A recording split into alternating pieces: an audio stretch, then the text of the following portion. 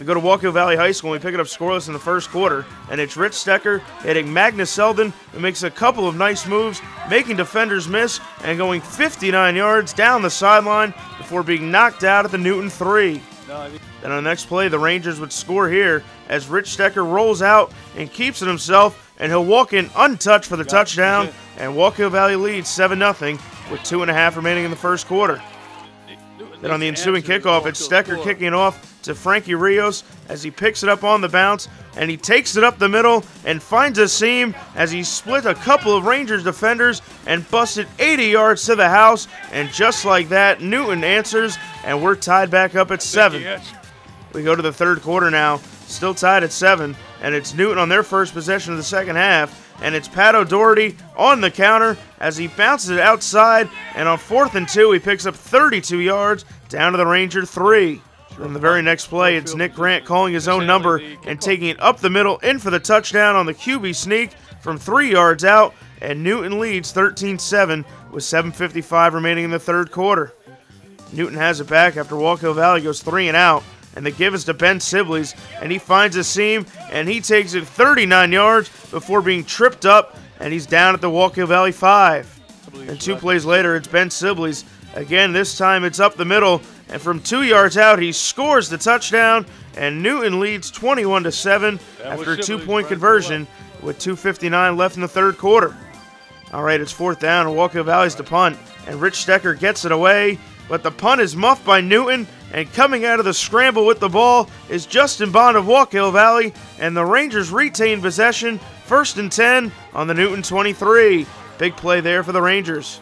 And Wallkill Valley would turn that turnover into points here as Rich Stecker keeps it himself and breaks the play into the goal line, and Wallkill Valley's right back in it, trailing 21-13. Wallkill Valley is attempting the extra point, but there's a bad snap on the play, and kicker Rich Stecker picks it up, keeps the play alive, and escapes the Newton defender and finds an open David Pluvois in the end zone for the 2-point conversion, and it's now 21-15 Newton at the end of 3. What a play there, folks. All right, 4th quarter now, and Newton has it back, looking to answer the Wallkill score, and they give us to Ben Sibley's, who takes it up the middle for a 12-yard gain down to the Brave 43. And it's Ben Sibley's again up the middle, and he finds daylight, and he takes it into the end zone from 16 yards out for the touchdown, and Newton extends their lead to 29-15 after a 2-point conversion with 3:44 left in the ballgame.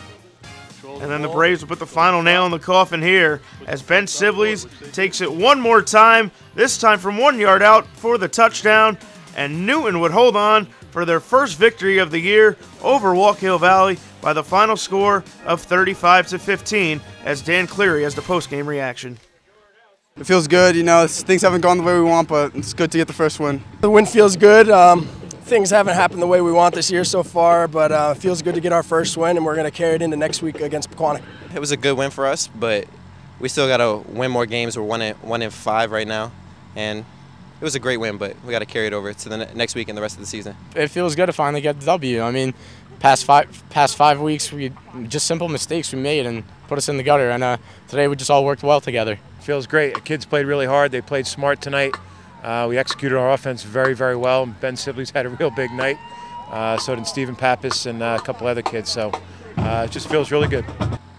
Wallkill drew first blood in this game with a touchdown, but on the ensuing kickoff, Frankie Rios, more known for his exploits on the basketball court, took it to the house for 80 yards.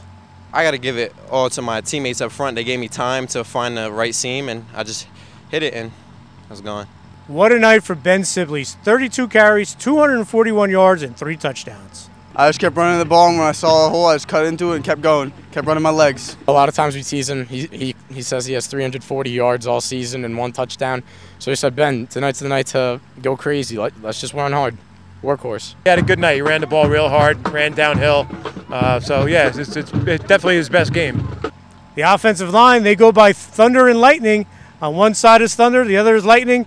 But no matter what it was a perfect storm for the Braves tonight. They pushed him back and opened up huge holes for Ben, and he just lowered his shoulder and gained good yards every time he got the ball. And it was a good night. You know what? Me and Van Ness, they call our side Thunder, the strength side, and they call Austin and Marco the speed side, the lightning. And Thunder and lightning all day. And around the outside with Stephen Pappas. It all just clicked today. They played great tonight. You know, they really did. Move people around, adjusted well to what they were doing, blocked the right people. So, like I said, it's great when it works. This team has worked so hard since August to wait to the second week of October to get a win, but they're happy and they're hoping their hard work will pay off next week against Pequannock.